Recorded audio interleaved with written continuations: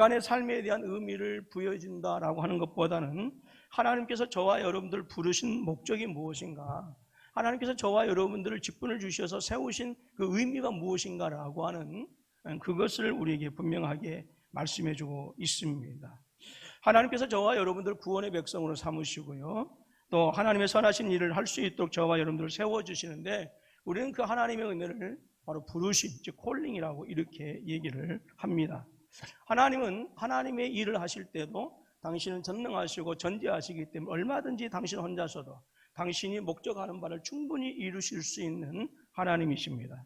그럼에도 불구하고 하나님께서는 이 세상을 구원하시고 하나님 나라를 건설해 가시고 회복시켜 나가신 데 있어서 언제나 사람을 부르시고 사람을 세우시고 사람을 준비시키고 그리고 사람과 함께 일하신다라고 하는 것이죠.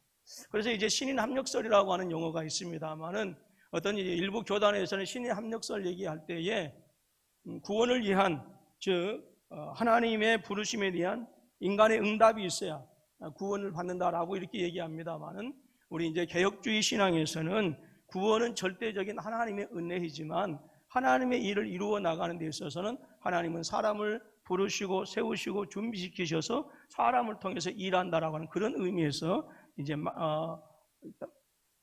협력설 이렇게 말씀을 하고 있습니다. 자, 그래서 신인 합력설이라고 이렇게 얘기하고 있는데요. 자, 이것을 우리가 생각해 보게 되어지면 나같이 부족하고 연약하고 초라한 존재를 하나님께서 부르셔서 당신이 충분히 할 수 있음에도 불구하고 그 일을 나와 함께 하시길 원하신다라고 하는 사실을 알게 되어지면 되어질수록 우리 하나님의 은혜를 감격할 수밖에 없고 찬양할 수밖에 없다라고 하는 것이지요. 오늘 본문의 말씀에서 예수님께서 12제자를 부르시는 장면입니다. 이 12제자를 부르신 내용을 통해서 주님은 무엇 때문에 사람을 부르시는가, 주님은 무엇 때문에 일꾼을 부르시는가 라고 하는 것을 한번 생각해 보도록 하겠습니다. 첫 번째로, 주님께서 부르실 때는 아무나 부르는 것이 아니다라고 하는 거예요. 주님께서 원하시는 자들이 있다라고 하는 거예요. 13절에 보게 되어지면 12사도를 부르시는데 뭐라고 말씀하시죠? 주님께서 원하시는 자들을 부르셨다라고 그렇게 말씀합니다. 다른 말로 하면 부르셨다라고 하는 것을 소명이라고 하는데요, 하나님 예수님의 부르심에는 두 가지가 있어요. 구원으로의 부르심이 있고 사역으로의 부르심이 있습니다. 또 구원으로의 부르심은 내적인 부르심이 있고 외적인 부르심이 있어요. 시간 관계상 1부 예배 때는 그걸 다 말씀을 드렸습니다만 2부 예배 때는 일일이 다 말씀을 할 수 없고요. 이렇게 구원으로의 부르심이 있어서 내적인 부르심과 외적인 부르심, 외적인 부르심과 내적인 부르심이 있는데, 또 한 가지 또 사역으로의 부르심이 있다라고 하는 거예요. 부르심 받은 자들, 구원받은 자들, 하나님은 당신의 일을 감당하시도록 위해서 부르시고 세우신다라고 하는 것이죠. 그리고 이러한 하나님의 부르신 자들은 말씀드렸던 것처럼 주님께서 원하신 자들을 부르신다, 아무나 부른 것이 아니다라고 하는 것입니다. 13절 말씀 보게 되어지면 바로 그것을 우리에게 말씀해 주고 있고요. 또 누가복음 6장 12절 말씀 보게 되어지면 예수님께서 12제자를 부르실 때에 밤을 지새우며 기도하셨다라고 말씀합니다. 그만큼 12제자를 선택하고 부르시고 세우실 때는 우리 주님께서도 그만큼 신중하셨다라고 하는 것을 얘기합니다. 그런데 이렇게 예수님께서 신중하게 이렇게 기도하면서까지 12제자를 부르셨는데, 실상 12제자의 면면을 살펴보게 되어지면 특별히 세상에서 똑똑하거나 잘났거나 어떤 그런 사람들이 아니라 대단히 실망스러운 모습들을 보게 되어집니다. 인사가 뭐라고 그러지요? 인사가? 제가 가르쳐 드릴게요. 인사가 만사라 그럽니다. 즉 사람을 잘 써야 된다라고 하는 것이죠. 교회도 역시 마찬가지입니다. 사람을 잘못 쓰면요, 일을 망치게 되어져요. 그런데 주님은 정말 기도하면서 철야 기도까지 하시면서 밤을 지새우며 기도하셔서 12제자를 부르셨는데, 그 12제자의 어떤 스펙을 보게 되어지면 너무나도 형편없는 사람들이, 그러니까 주님의 부르심의 기준은 세상적으로 스펙 좋은 사람들이 아니다라고 하는 것을 알 수가 있어요. 우리 처음으로 부름받은 베드로와 안드레를, 그 다음에 야고보와 요한을 보게 되어지면 그들의 직업이 무엇이었지요? 어부였지요. 그리고 그들이 태어나서 자랐던 지역은 갈릴리라고 하는 곳이었어요. 갈릴리 지역은 그때 당시 유대 사회로부터 소외되던 사회, 그 다음에 천한 그런 사람들이 사는 지역으로 이렇게 인식이 되어졌던, 그래서 지역적인 차별이 이미 그때도 존재했던 이런 지역의 사람들입니다. 이들을 보게 되어지면 유식하거나 뛰어난 직업의 사람들이 아니었고요. 그들의 성격은 불같았고요.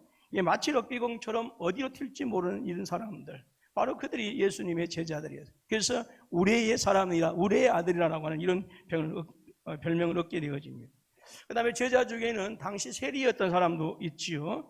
그 당시 유대 사회에서는 이 세리라고 하는 직업은 지탄받는 직업이었어요. 그래서 로마 사회에서 로마 정부에서 일정한 세금을 걷어들이는데, 이 세리는 자기 마음대로 거기에 플러스해서 자기가 원하는 만큼의 세금을 걷어들여서, 그래서 로마에서 원하는 그 일정한 세금을 로마 정부에 바치고, 그리고 그 모든 것들은 자기의 배를 불리는, 그래서 유대 사회에서 유대인들에 의해서 세리들은 죄인으로 취급받았던 그런 사람들입니다. 또 제자들 보게 되어지면 세상을 뒤집어 엎어버리겠다라고 하는 그런 사람도 있었고요. 대부분 학벌이 짧아서 세상에 대해서 아는 것이 별로 없는 그런 사람들이었습니다. 자, 빌립 같은 사람은요, 무엇을 하든지 항상 계산이 빠른 그런 계산적인 사람이었고요. 그 중에 좀 똑똑하다고 하는 사람이 가룟 유다였어요. 여러분들 똑똑한 사람들 주의해야 돼요. 팔아먹을지 몰라요. 나중에 주님을 30냥에 팔아먹어버려요. 그런데도 주님께서 그 사람들을 택하셨어요. 몰라서 그러셨을까요? 우리 주님께서 다 아셨다라고 하는 것입니다. 근데 우리가 여기서 희망을 가질 수가 있어요. 주님은 그렇게 별 볼 일 없는 사람, 성격 급하고 무식하고 배운 것이 별로 없고, 그 다음에 뭐든지 하면 계산적인 사람, 이런 사람들을 부르셨다라고 하는 것이 우리에게 소망이고 우리에게 희망이다라고 하는 것이죠. 이런 사람들에게 하나님 나라의 일을 맡기셨어요. 그리고 주님은 이 부족하고 연약한 사람들, 초라한 사람들을 믿고 승천하셨고, 근데 그들은 주님의 소망대로 위대한 사도의 삶을 살다가 하나님 나라에 들어가게 되어집니다. 12명의 제자를 12지파의 대체로 보는 사람들이 있어요.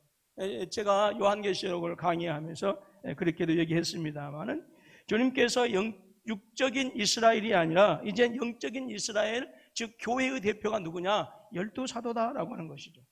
그래서 요한계시록에서 나오고 있는 12지파 12사도는 단순히 이스라엘의 12지파나 예수님의 12명의 사도만을 얘기하는 것이 아니라 예수님의 12사도가 대표하고 있는 신약 전체의 교회를 얘기하고 있다라고 제가 누누이 강조를 한 기억이 있습니다.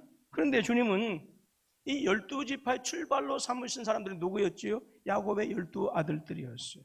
근데 이 야곱의 12아들들도 보게 되어지면 어쩌면 12사도보다도 더 가관입니다. 지금의 윤리와 지금의 어떤 도덕적인 기준으로 보더라도 도저히 용납이 되어질 수 없는, 이해할 수 없는 그런 사람들이에요. 장자 루벤이죠. 소모와 통관해서, 소모는 계모를 얘기합니다. 아버지 야곱의 부인, 자기에게 있어서 어머니 뻘되는 사람하고 통관했어요. 여러분, 용납할 수 없는 사람이죠. 시므온과 레위는 잔인한 살인자들이었습니다. 동생 디나가 강간을 당했다고 세겜 족속의 남자들 할례를 받게 하고 난 다음에 그 세겜 족속의 사람들 다 죽여버린 그런 잔인한 사람들. 유다는 본인은 아니지만 며느리 다말과 잠자리를 같이 해서 아이를 낳았던 사람. 그리고 또 이 형제들은 11형제가, 이 10형제가 공모해서 자기의 동생 요셉을 팔아먹어버렸던 인신매매 범들이었습니다. 다들 사형 아니면 무기징역, 아니면 적어도 20년 이상의 사람들 아니겠어요? 근데 하나님은 이들을 12지파의 출발로 삼았다라고 하는 거예요. 여러분, 우리가 신앙생활 하면서 대단히 우리가 잘못하고 있는 부분들 중에 하나가 우리의 부족함에 너무 우리는 집착한다라고 하는 거예요. 자신의 무식함, 자신의 무능력, 자신의 초라한 위치를 보고 우리는 대단히 실망하게 되어져요. 근데 분명한 것은 우리는 자신을 보지 말고 우리가 연약하고 무식하고 초라함에도 불구하고 우리는 나를 사용하시고 함께 하시고 나를 통해서 일하시는 하나님을 바라보실 수 있어야 합니다. 하나님의 의와 하나님의 능력과 하나님의 거룩함을 바라볼 수 있어야 된다 하는 거예요. 주님은 부족한 12사도를 쓰신 것처럼 저와 여러분들이 약해도 쓰시고 부족해도 쓰시고 초라해도 쓰시는 분이에요. 여러분, 주님께서 저와 여러분을 부르셨다고 한다면 이미 우리는 우리 안에 그런 조건이 있는 것이 아니라 부르신 하나님으로 말미암아 우리는 얼마든지 위대한 역할들을 감당할 수 있는 조건이 이미 저에게 되어진 거예요. 예. 우리는 내가 약하니 나는 별 볼 일 없어라고 말하면 안 됩니다. 주님은 내가 약해도 나를 쓰신다. 그러니 나는 하나님의 나라를 위하여 위대한 일을 할 수 있다라고 하는 고백이 우리의 고백이 되어야 돼요. 이스라엘 사람들이 40일 동안 가나안 땅을 하고 나서 탐지하고 나서 했던 고백이 뭐예요? 우리는 메뚜기입니다. 우리는 메뚜기. 우리는 메뚜기 신앙에 머물러서는 안 되고, 우리는 비록 연약하고 부족하지만 하나님께서 우리와 함께 하시면 저들은 우리의 밥이라고 하는, 이것은 무슨 신학으로 해야 될까요? 밥신앙이라고. 밥신앙.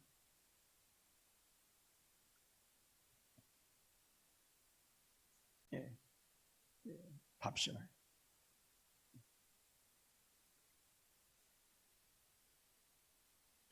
밥신앙이라고 하는데요, 제가 이제 공부하는 데가 있습니다. 백그라운드 오브 바이블이라고. 예, 성경의 백그라운드. 예, 우리는 메뚜기 신앙이 아니라 저들은 우리의 밥이라고 하는 담대한 신앙이 필요하다라고. 왜냐하면 주님은 약한 자를 부르셔서, 무지한 자를 부르셔서, 초라한 자를 부르셔서 강한 자, 지혜로운 자들, 부한 자들을 부끄럽게 하시기 때문에 그래요. 두 번째로 주님께서 저와 여러분들을 부르신 것은 바로 당신과 동행할 자를 부르셨다. 무엇과 뭐 하실 분들을? 당신과 뭐 하실 분들을? 동행하실 분들을 부르셨다라고 하는 거예요. 14절 말씀 보니까 주님께서 당신의 제자를 부르신 이유를 말씀하는데, 이는 자기와 함께 있게 하시고 라고 말씀합니다. 예. 예수님은 12사도를 주님과 함께 하도록 하기 위해서 부르셨다라고 하는 거예요. 즉 함께 동행하도록 하기 위해서 부르셨다라고 하는 거예요. 주님이 저와 여러분들을 부르신 이유 역시 무엇 때문에 부르셨을까요? 우리 주님과 동행하도록 하기 위해서. 예. 주님은 제자들에게 그렇게 말씀합니다. 볼지어다 내가 세상 끝날까지 너희와 함께 있으리라. 우리와 함께 있겠다라고 약속해 주셨어요. 그리고 이제 성령으로 우리와 함께 하신 줄로 믿습니다. 요한복음 14장 17절 말씀 보니까 그는 누구를 얘기하지요? 진리의 성령님을 얘기합니다. 즉 성령님은 너희와 함께 거하시며 또 너희 속에 계시겠음이라 말씀하셨어요. 예수님께서는 성령을 통해서 우리와 함께 하시는 거예요. 성령님은 우리와 함께 하시고 우리 속에 계신 줄로 믿습니다. 그래서 저와 여러분들은 주님과 우리께 신앙생활 하면서요, 주님과 동행하는 것을 배워야 돼요. 예. 유명한 복음 전도자였던 길모아 목사님이라고 하는 분이 계시는데, 어느 날 작은 마을을 지나가다가 주방용품을 팔고 있는 한 노인과 대화를 하게 되어집니다. 안녕하십니까 아버지, 요즘 장사는 잘 되세요? 라고. 어떻게 장사 잘 됩니까? 예, 그럭저럭 잘 됩니다. 할아버지는 예수님 믿으십니까? 물론 믿지요. 예수 믿고 구원받는다라고 하는 것은 정말 위대한 일인 것 같습니다. 라고 그 할아버지가 길모아 목사님에게 그렇게 대답합니다. 길모아 목사님이 그래요. 그렇지만 그보다 더 위대한 일이 있습니다. 뭘까요? 길모아 목사님이 대답합니다. 그건 나를 구해 주신 그분과 동행하는 것입니다. 라고 했어요. 몇 년 전에 어느 교회 원로 목사님이 젊은 후배들을 위해서 이런 글을 쓰셨습니다. 제목이 큰종시대에 가고 참종시대에 온다라고 하는 글이에요. 이런 내용입니다. 지금까지는 대체로 교회 사이즈나 높은 명예의 여부를 따라 그 큰 종과 작은 종으로 구분되었다. 그래서 대형 교회 목회자는 큰 종이고 영웅처럼 보였고, 작은 교회 목회자는 작은 종처럼 여겨졌고, 박사 학위를 받으면 큰 종이고 그렇지 못하면 보통 종쯤으로 여겨졌습니다. 그래서 그런지 너도 나도 가짜 박사 학위 받으려고 안간힘을 쓴다는 것입니다. 또 교단이나 한규총 등에서 최고의 자리에 오르면 큰 종이고, 그렇지 못하면 작은 종 내지는 쓰임받지 못한 종처럼 여겨져 왔습니다. 그러다 보니 교회 성장의 세속적인 성공주의, 출세주의와 혼합되면서 교회의 몸집은 커졌는데 그야말로 교회는 맛을 잃고 밟힐 대로 밟힌 상태에 이르렀습니다. 특히 큰 종으로 추앙받던 대형교회 목회자들에게서 끊임없이 터지는 각종 추문들은 교회 내부는 물론이고 이 사회에 절망감을 주고 있습니다. 종에게는 결정권이 없는데 입으로는 종이라고 하면서도 모든 결정은 스스로 하는 슈퍼갑의 태도를 취하고 있고, 혹여나 반대 의견을 내면 같은 성도를 마귀 취급한답니다. 저는 안 그래요.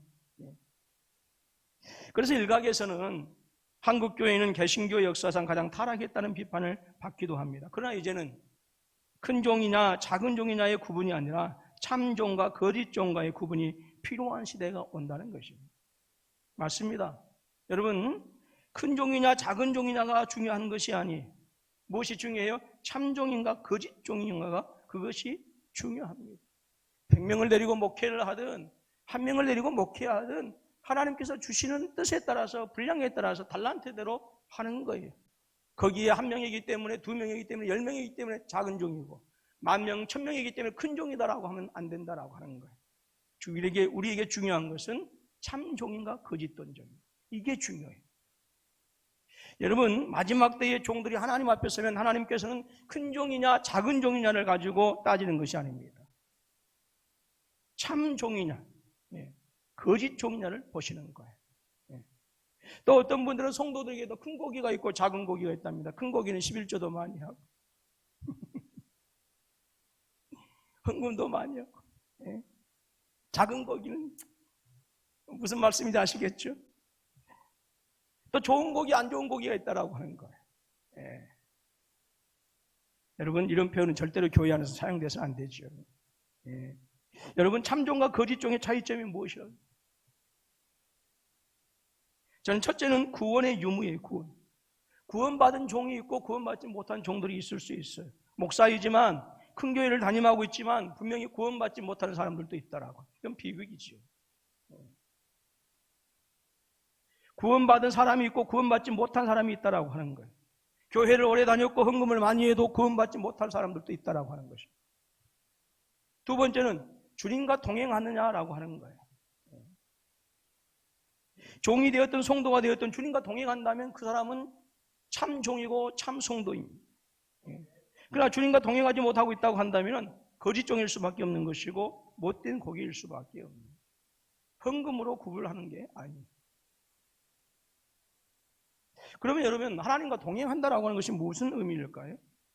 창세기 5장 24절을 보게 되어지면 에녹이 하나님과 동행했다라고 이렇게 나와요. 그게 영어 성경에 보니까 in constant touch with God 이렇게 했어요. 이 constant라고 하는 것은 지속적으로 계속해서라고 하는 말이에요. 그러니까 이것은 무엇을 얘기하느냐? 에녹이 계속해서 지속적으로 하나님을 만났다라고 하는 거예요. 에녹은 그냥 하나님과 같이 그냥 그저 그렇게 살아가는 게 아니었어요. 끊임없이 하나님을 터치했어요. 즉 하나님을 불렀다라고 해요. 끊임없이 하나님과 동행했다라고 하는 거예요. 여러분, 우리 하나님은 절대로 멀리 계시지 않습니다. 가까이 계십니다. 가까이 계신 게 아니라 나와 함께 하신다라고 해요. 믿는 자들 속에 계시고, 그래서 우리는 언제나 주님을 찾아야 되고요, 주님을 터치해야 되고, 자꾸 주님을 물어서 하나님 어떻게 할까요? 내 삶을 주님께 맡기는, 내 삶을 주님께 인도해달라고 하는 그런 신앙이 필요하다라고 하는 것입니다. 여러분, 주님을 자꾸 부르시고 또 주님을 자꾸 찾으시고 주님을 만나실 수 있기를, 동행하실 수 있기를 주님의 이름으로 축원합니다. 그리고 마음에 떠오르는 것, 감동 오는 것이 있으면 생각나는 것들을 잘 분별하시고 순종하시면 그것이 주님과 동행하는 거예요. 세 번째로 주님께서 저와 여러분들을 부르시는 이유는 당신의 일을 대신할 자들을 위해서 부르셨다라고 하는 거예요. 14절 말씀 보니까 주님께서는 12제자를 부르셨습니다. 그리고 그들을 유대 곳곳에 파송합니다.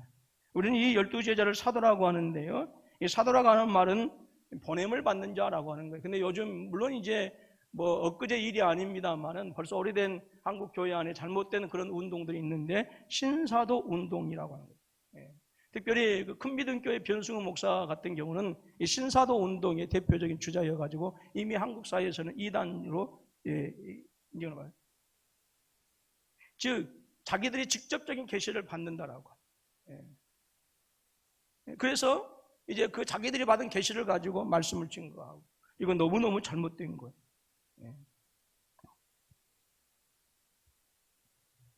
이거 주의해야 됩니다. 신사도 운동. 사도라고 하는 말이 보냄을 받는 자라고 하는 뜻인데요, 12사도는 주님께 보냄을 받아서 세상에 가는 자들을 얘기합니다. 그런데 오늘 저와 여러분들은 사도는 아닙니다. 그러나 분명한 것은 사도적인 삶을 요구하고 있어요. 왜냐하면 하나님께서 사도를 부르신 것처럼 저와 여러분들을 부르셨다라고 하는 거예요. 사도들을 세상에 보내신 것처럼 우리들을 세상에 보내신 거예요. 예. 주님께서 제자들을 부르시고 보내신 목적이 분명합니다. 전도하기 위함이었어요. 14절 말씀 보니까 또 보내사 전도도 하며 라고 말씀합니다. 그러니까 주님께서 12제자를 택하시고 부르시고 세우시고 세상에 보내신 것은 한 가지 목적이었더라고요. 뭐였다? 전도하기 위해서였다. 예. 즉 예수님께서 당신의 제자들을 전도하기 위해서 부르시고 보내셨던 것처럼 오늘 하나님께서 저와 여러분들을 부르신 목적이 있어요. 그것도 전도하기 위해서. 세상에 파송한 목적이 있어요. 전도하기 위한 목적이에요. 여러분 주님께서 저와 여러분들을 부르셨을 때에 성령의 역사를 통해서 저와 여러분들에게 믿음을 갖게 하십니다. 그래서 성령께서 역사하시는 목적도 역시 마찬가지입니다. 뭐일까요? 전도하는 것. 자, 사도행전 1장 8절 말씀을 우리 같이 한번 읽습니다. 시작.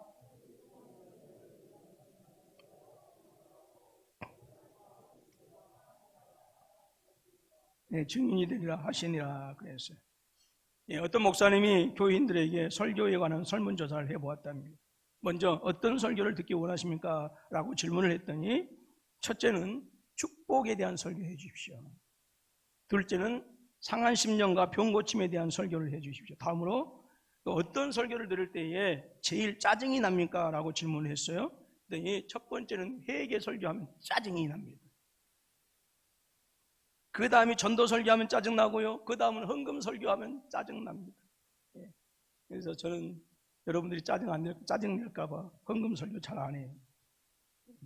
좋은 목사죠. 그런데 이제는 해야 되겠다는 생각이 들어요.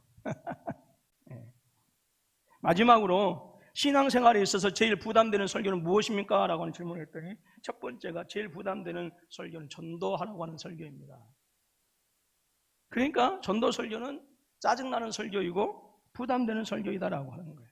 더더구나 여러분, 코로나19 때문에 사회적 거리두기로 인해서 이제 그리고 또 몇몇 교회에서 일어나는 어떤 부작용 때문에 한국교회 전도는 올 스톱 되었다고 해도 지금 지나친 말이 아니죠.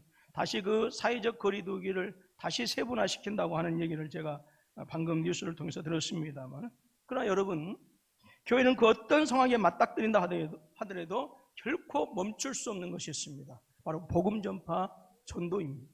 예. 주님은 전도를 위해서 능력도 주시는 것입니다. 오늘 3장 15절 말씀 보니까 예수님께서 제자들에게 어떤 권능을 주셨는데 무슨 권능을 주셨어요? 귀신 내쫓는 권능을 주셨어요. 또 마태복음 10장 1절에서는 제자들을 파송하시면서 더러운 귀신을 쫓아내고 모든 병과 모든 악한 것을 고치는 그런 권능도 주셨습니다. 여러분, 그래서 우리 그리스도인들에게 하나님께서 무엇 때문에 성령의 능력을 주시고 믿음의 능력 주셨는가를 우리가 분명히 알아야 됩니다. 무엇 때문에 건강을 주셨는가 알아야 됩니다. 무엇 때문에요? 전도 때문에. 무엇 때문에 물질을 주셨습니까? 전도 때문에. 무엇 때문에 여러분들이 대학 가서 또 그리고 그 외에 어떤 여러 가지 많은 직업들을 통해서 실력을 주셨을까요? 전도하기 위해서. 무엇 때문에 많은 사람을 알 수 있는 인맥을 주셨을까요? 전도하기 위해서요. 예. 주님이 무엇 때문에 여러분에게 아내로서 가장으로서 또 사회에서 여러 가지 많은 위치를 자리를 주셨을까요? 전도 때문에 그랬어요. 그런데 우리는 지금까지 항상 신앙생활을 무엇과 연결시켰느냐? 축복과 연결시켜서 신앙생활을 해석했어요. 이것이 한국교회의 치명적인 실수이고요, 한국교회가 이렇게 무너지고 있는 가장 큰 이유입니다. 신앙생활을 축복과 연결시켜서 해석을 하는 것이 결국은 기복주의를 낳게 되었다라고 하는 것이죠. 이것 때문에 돈이 많거나 사회적으로 성공하면 복을 받은 것이고, 가난하거나 사회적으로 인정받지 못하면 복을 받지 못했다고 하는 이러한 잘못된 해석들, 이것이 교회 안에 팽배해졌다라고 하는 것입니다. 여러분, 신앙생활은 축복과 연결시켜서 해석하는 것이 아닙니다. 왜냐하면 이 세상은 나그네 길이기 때문에 그래요. 신앙생활은 어디에 주목해야 됩니까? 마지막 결국에 주목해야 돼요. 즉 우리가 주목해야 될 것은 이 땅에서 얼마나 잘 먹고 잘 살고 배부르고 등 따숩게 사는가, 그것이 결국에 우리의 목적이 아니라 주님 다시 오셔서 이 세상에 새 하늘과 새 땅을 이 땅에 세우실 때에 우리가 그곳에서 어떠한 칭찬과 어떠한 상급을 받느냐, 그것이 우리의 최종적인 결국, 바로 그것에 우리가 초점이 맞추어져야 된다라고 하는 거죠. 그러면 신앙생활을 무엇과 연결시켜서 해석해야 할까요? 몇 가지가 있는데 가장 중요한 것은 사명과, 먼저 얘기한 것은 동행하는 것이고요. 그 다음에 중요한 것은 사명과 연결시키는 거예요. 12사도를 보게 되어지면 축복보다 사명이 중요하다고 하는 사실을 배우게 되어집니다. 12사도는 주님의 부르심을 받아서 사도로 세우심을 입었고, 그리고 그렇게 특별한 직분을 받았어요. 근데 그들 중에 가룟 유다는 신앙생활을 축복으로 해석했던 사람입니다. 그래서 가룟 유다는 물질 때문에 예수님을 팔아버렸던 사람이고, 결과적으로는 그 물질이 이유가 되어져서 목매어 자살했습니다. 나머지 제자들은 그 신앙생활, 사명의 길을 축복과 연결시키는 것이 아니라 자신들의 신앙생활을 무엇과 연결시켰다고요? 사명과 연결시켜서 그 사명의 길을 갔어요. 그들은 주님을 위해서 목숨을 버렸습니다. 복음을 위해서 목숨을 버렸던 사람들이었어요. 우리가 12사도의 죽음을 살펴보게 되어지면 결코 신앙생활은 축복으로 연결되어지는 것이 아니라 신앙생활은 사명으로 풀어야 된다라고 하는 사실을 우리가 알게 되어집니다. 베드로 사도는 예수님 12제자 중에 수제자입니다. 근데 어떻게 베드로가 죽었을까요? 로마에서 십자가에 거꾸로 매달려 돌아가셨습니다. 안드레는 베드로의 형제이지요. 터키 에데사라고 하는 곳에서 X자 십자가형에 처형당해서 순교했습니다. 세베대의 아들 야고보는 사도 요한과 형제인데 헤롯 아그리빠에 의해서 목이 잘려서 참수당하는 죽음을 당했어요. 요한은 최후 만찬성에서 주님의 가슴에 기댈 정도로 그렇게 가까웠던 사이였습니다.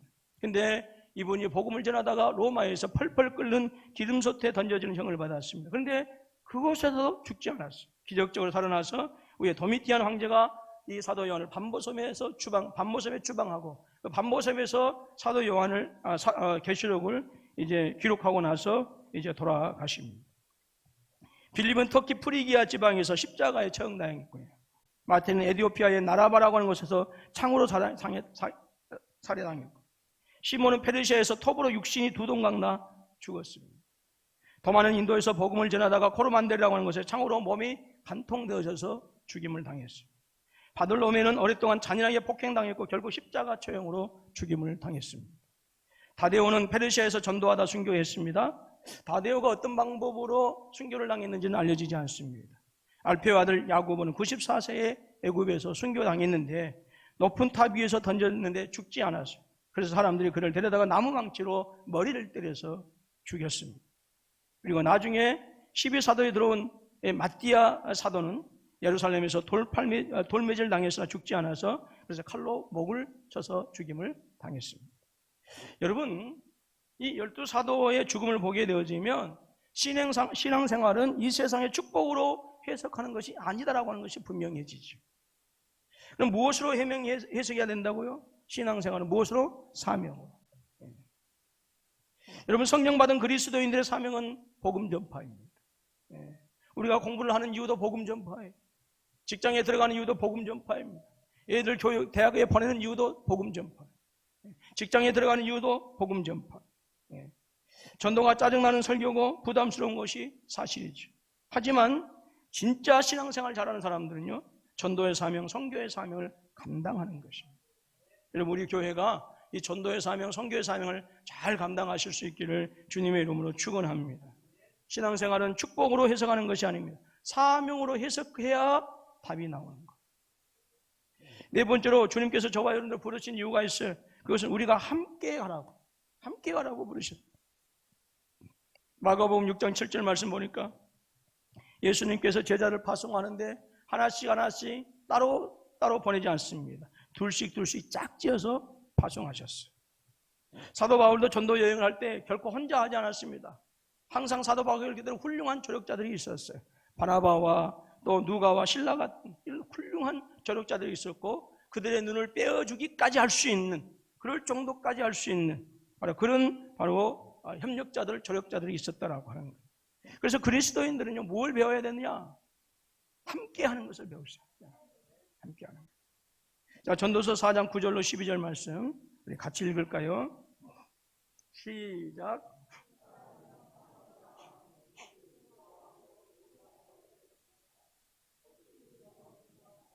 그 동물을 붙들어 일으키려니와 홀로에서 넘어지고 또 두 사람이 함께 누우면 따뜻하거니와 한 사람이면 어찌 따뜻하냐.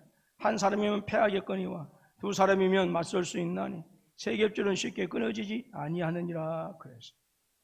제가 굳이 한 절 한 절 설명 안 해도 무슨 말씀인지 잘 아실 겁니다. 여러분, 그래서 오늘 저와 여러분 무슨 일을 하든지 연합하려고 해야 되는 거예요. 혼자서 하려고 하면 안 된다라고 합니다. 교계도 연합해야 되고요, 교회 생활도 신앙생활도 연합해야 됩니다. 나 한 사람 빠져도 되겠지라고 하는 것이 아니라 나라도 보태야지라고 하는 그 믿음이 있어야 돼요. 어느 사업가 한 분이 스트레스를 많이 받아서 혼자서 필리핀 여행을 했답니다. 당뇨가 심했는데 혼자 가다가 갑자기 저혈당이 되어져서 길거리에 쓰러져 버리고 말았어요. 말도 통하지 않습니다. 아는 이도 없었어요. 길거리에 쓰러져 누웠다가 어찌어찌해서 누가 병원으로 옮겨 주었습니다. 근데 어느 누구도 그에게 어떤 조치를 취해주지 않았어요. 안타깝게 결국 필리핀의 한 병원에서 숨을 거둡니다. 병원 관계자가 욕구를 보고 대사관에 연락합니다. 그래서 시신을 한국으로 가져와서 이제 의사가 말합니다. 누가 옆에 있었으면 안 죽었습니다. 당뇨로 죽은 게 아니에요. 옆에 없었기 때문에 죽은 거예요. 혼자라 죽은 것이다라고 하는 것이죠. 오카스 호미토가 쓴 월화의 일을 끝내라라고 하는 책이 있어요. 이 책에서는 일을 능률적으로 할 수 있는 방법 9가지 포인트를 얘기하고 있는데 그 중에 하나가 뭐냐면 남에게 묻는 것을 부끄러워하지 말라라고. 그래서 저는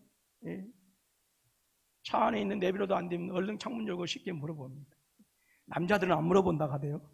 안 물어봐요. 끝까지 돌고 돌아서 헤매이다가 결국 물어본대. 저는 얼른 물어봐요. 안 할까요? 이 월화의 모든 것을 하라라고 하는 이 사람이, 일을 끝내라고 하는 책을 쓴 이 일본 사람이 어느 날 사무실에 보니까 자신의 부하가 무엇을 열심히 찾고 있길래 뭘 찾냐고 물어봤더니 어떤 걸 찾고 있습니다. 그거 어디에 있어라고 하니까 쉽게 찾더라 그 말이죠. 그러니까 누구인가 내가 몰랐을 때 누구인가 물어봤을 때 그 일을 훨씬 더 능률적으로 쉽게 한다라고 하는 것이죠. 그렇기 때문에 우리는 묻는 것을 부끄러워 말고요, 대신 부담 없이 질문할 수 있는 인맥을 만드는 것이 능력이다라고요. 우리는 능력이라고 하면 어떻게 생각하죠? 내가 할 수 있고 내가 모든 것을 가진 것으로 생각할 수 있어요. 그러나 여러분, 능력은 자기 것만을 말하지 않습니다. 남의 것도 내 것처럼 쓸 수 있다고 한다면 그것도 능력. 요즘 빚 얻는 것도 능력이라고 하대요. 여러분, 인간관계는요 주고받는 거예요. 그렇죠? give and take예요. 심고 거두는 것입니다. 심지 않는데 거둘 수 없고 주지 않았는데 받는 경우도 없어요. 그렇기 때문에 여러분, 남의 것을 내 것처럼 쓰려고 한다면 내 것도 남에게 줄 수 있어야 돼요. 내 것은 꼭 숨기고 남의 것만 쓰려고 한다면 안 되는 것이죠. 남이 나를 필요로 할 때 아낌없이 주어야 하는 것이고, 또 내가 남을 필요로 할 때 그 사람도 나에게 아낌없이 줄 수 있는 것, 이렇게 되어지는 거예요. 여러분, 신앙생활은 연합하는 것이고 함께하는 것입니다. 기독교 신앙은 함께할 때 승리하는 거예요. 혼자 할 때 승리하는 게 아니에요. 여러분, 그래서 죄송한 말씀이지만 우리가 새벽 예배 나와서 물론 열심히 기도해야 되죠. 근데 혼자 열심히 나왔다 해서 그 사람이 지금 승리하고 있다, 기도에는 열심히 하고 있지만 승리하고 있다라고 하는 것은 조금 우리가 결정내기는 조금 그래요. 그렇다고 해서 새벽에 기도하지 말라 또 이렇게 얘기하는 건 절대 아닙니다. 여러분, 왜 우리가 함께 해야 될까요? 교회는 주님의 몸이기 때문에 그렇다라고 합니다. 다른 지체와 함께 살 때, 함께 할 때 사는 것이고, 다른 지체와 함께 있을 때 힘도 능력도 생기는 거예요. 제가 오른쪽 발목을 지금 삐끗해가지고 이렇게 부었는데, 만약에 오른쪽 발목이 삐끗해가지고 부었는데 이 한쪽 오른쪽 발목만 있고 왼쪽 발이 없다고 한다면 어떻게 돼요? 너무 어려워요. 근데 오른쪽 발목이 부었지만 그나마 왼쪽이 있으니까 거기다 조금 힘을 지태고 이렇게 할 수 있는, 함께 있을 때 더 힘도 있고 함께 있을 때 할 때 더 능력이 있다라고 합니다. 여러분, 이거 아셔야 돼요. 천지창조, 얼마나 위대한 우주의 창조 역사입니까? 오늘 저와 여러분들을 구원하시기 위한 인류의 구원의 역사, 여러분, 성부 하나님 혼자서 하시지 않으셨고 영원전부터 영원까지 성부, 성자, 성령 하나님께서 함께 하셨더라고요. 함께 하셨더라고요. 그래서 오늘 우리 그리스도인들도 하나님처럼 함께하고 연합해야 된다. 나 홀로 신앙은요? 안 돼요. 여러분, 오늘 말씀은 주님께서 원하시는 사람을 부르십니다. 근데 무엇 때문에 원하시는 사람을 부르시느냐라고 하는 거예요. 주님은 당신과 동행할 자를 부르신다. 함께. 그래서 함께 사랑을 나누고 함께 교제하고 주님 안에 있는 모든 부여함을 우리에게 주시도록 함께 하기 위해서 부르셨고, 또 주님은 자신의 일을 대신할 자를 부르셨다라고 하는 거예요. 우리 주님께서는 당신의 일을 감당하시고 빌립보서 2장 5장 이하에 보게 되어지면 만왕의 왕이 되셔서 모든 세상의 관원들과 왕들을 다 무릎 꿇게 하셨어요. 그 영광의 자리에 저와 여러분들도 함께 앉고 그 주님께서 차지하고 계셨던 그 영광을 우리도 천국에서 누리도록 하시기 위해서 당신을 대신할 자를 부르시고 세우신다라고 합니다. 또한 주님은 저와 여러분들이 함께 가라고 하십니다. 왜? 함께 가야 승리할 수 있기 때문에, 연합해야 승리하기 때문에 오늘 주님께서 저와 여러분들을 부르셨습니다. 특별히 공동회의를 통해서 우리가 이제 일꾼들을 세우게 되어집니다만은, 우리가 여러분들 일주일 동안 또 기도하시면서 그렇게 함께의 의미가 무엇인가, 주님께서 우리를 부르신 의미가 무엇인지를 살펴서, 이것은 꼭 직분자로 세워진 그분들뿐만이 아니라 오늘 모든 성도들이 다 주님으로 말미암아 부르심 받았다라고 하는 사실을 깨닫고요, 그 부르심의 이유를 분명히 알고 합당하게 살아가는 우리 모두가 되어지기를 주님의 이름으로 축원합니다.